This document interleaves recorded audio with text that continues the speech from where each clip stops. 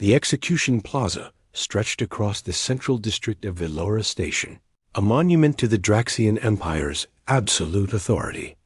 Thousands of aliens from dozens of species crowded the perimeter, forced to witness what happened to those who defied imperial law. At the center, 4 massive mechanical arms stood ready, their hydraulic joints hissing with anticipation. Marcus Webb pushed through the crowd, his heart pounding as he caught sight of the prisoner. She was young, barely more than a child by the standards of her species. Her blue skin bore the distinctive markings of the Kaleri people, and her large amber eyes reflected pure terror as the guards shackled her wrists and ankles to the waiting machines. What did she do? Marcus asked a nearby onlooker, a reptilian trader who smelled of spice and engine grease. Stole medical supplies, the trader hissed, his forked tongue flickering. The Draxians don't distinguish between adults and juveniles. Theft is theft. Death is death. Marcus felt his jaw tighten. He had spent 3 years on Velora Station, keeping his head down and running legitimate cargo between the outer colonies. He had watched the Draxians rule through fear and brutality, had seen countless injustices, and had done nothing. The galaxy was cruel, and humans were newcomers here. Getting involved meant death, but this was different. This was a child. The Draxian overseer, a towering figure in ornate armor, raised his 4 arms to silence the crowd. Citizens of the Empire, witness the price of defiance. This criminal has stolen from her betters. The law demands quartering. Let all who see this understand that imperial justice is absolute. The machine's word to life. Marcus didn't think. He simply moved. His legs carried him forward through the crowd, his hand reaching for the plasma cutter he kept on his tool belt. It wasn't a weapon, not really, but it would have to do. Stop. His voice cut through the plaza like a blade. The overseer's multifaceted eyes swiveled toward him. The crowd gasped. Humans were rare this far into Draxian territory, and challenging an execution was unheard of. Human, the overseer said, his translator rendering his clicking speech into standard galactic.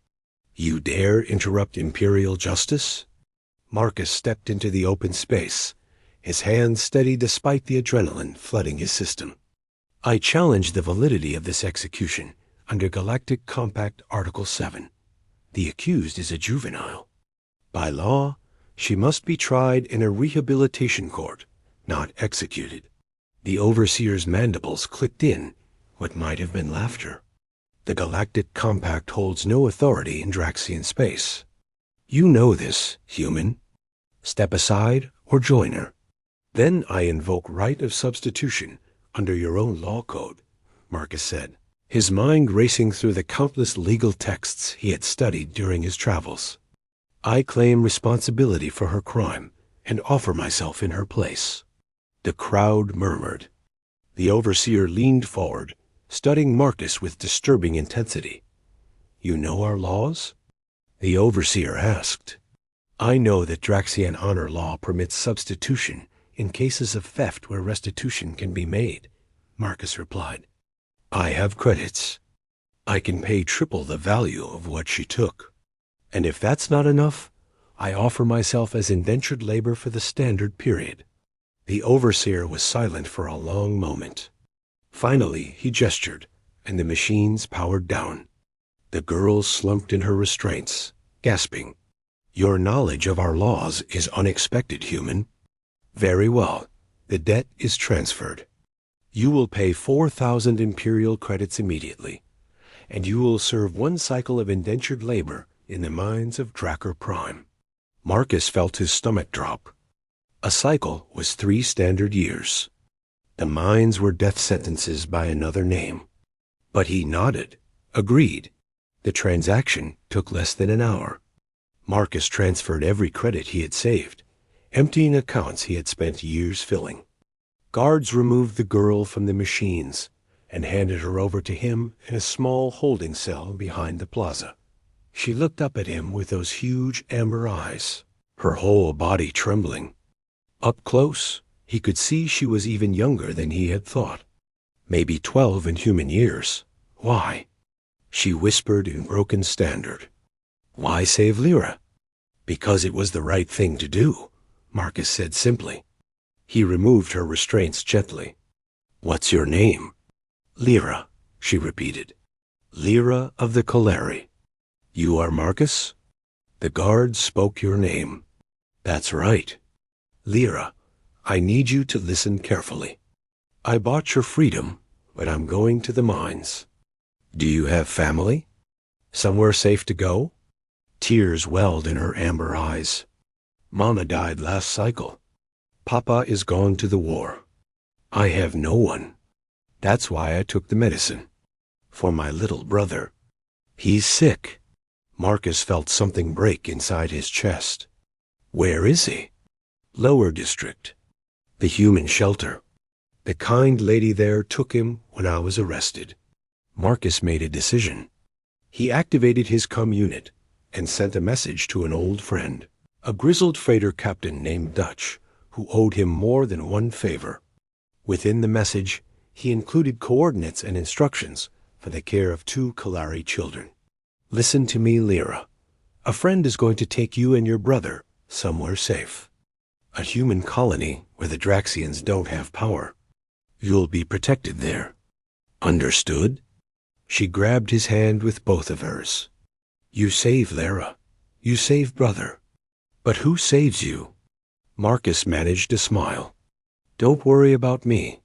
Humans are tougher than we look. The Overseer's guards came for him at dawn. As they led him to the transport ship that would carry him to Drakkar Prime, Marcus caught one last glimpse of Lyra. Dutch had arrived during the night, and the old captain stood with the girl and a smaller Calari child. Dutch gave Marcus a solemn nod. The children were safe. That was enough. The mines of Drakkar Prime were everything the rumors promised and worse. The heat was crushing, the labor brutal, and the casualties constant. But Marcus had trained as a combat engineer before becoming a trader, and he knew how to survive in hostile environments. He kept his head down, worked harder than anyone else, and helped the other prisoners where he could. The Draxians respected strength and competence. If nothing else, 11 months into his sentence, everything changed. A Draxian guard approached his workstation, accompanied by an official in elaborate robes. The official's armor bore the crest of the imperial family itself. Human Marcus Webb, the official announced. You are summoned. Marcus set down his tools, expecting the worst. Perhaps they had decided to extend his sentence. Perhaps they had found some new crime to charge him with. Instead, they led him to a transport, then to a gleaming shuttle, and finally to a palace that floated in orbit above Drakkar Prime. The throne room was vast, decorated with trophies from 1,000 conquered worlds. At its center sat the empress herself, a being of terrifying beauty and power. Her 4 arms glittered with jewels, and her compound eyes regarded Marcus with unreadable intensity. Human, she said, her voice resonating through the chamber. You saved a Calari child. Do you know what happened after? Marcus shook his head, afraid to speak. The child, Lyra, was taken to a human colony as you arranged. There, human doctors cured her brother's illness. In gratitude, and having no way to repay you, she told her story to anyone who would listen. It spread across human networks, then to other species. Your act of defiance became a symbol. The Empress leaned forward. You embarrassed my overseer. You exposed the cruelty of my empire to the galaxy.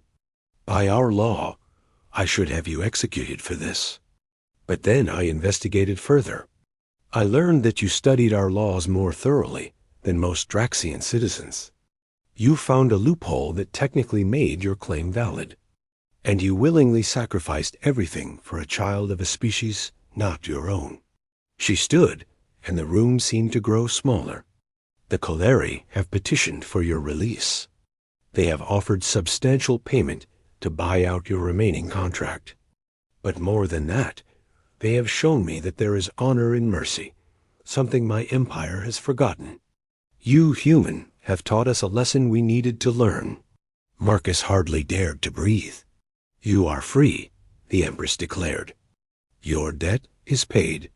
Moreover, the Kalari have insisted that you receive what they call the reward of the saved. It is their highest honor, granted to those who preserve life at risk to their own. Guards brought forward a small chest. Inside was a crystalline medallion that pulsed with inner light. This medallion marks you as a life guardian in Kalari tradition, the empress explained. Any Kalari who sees it is bound by honor to aid you. Given that the Kalari control a third of this quadrant's trade routes, this is no small thing. You will also find that your accounts have been restored and substantially increased. Consider it payment for an education in justice. Marcus took the medallion with shaking hands. I don't understand. You acted when action seemed impossible. You chose compassion over safety. The galaxy needs more beings like you, human. Now go, return to your people. Tell them that the Draxian Empire is capable of learning.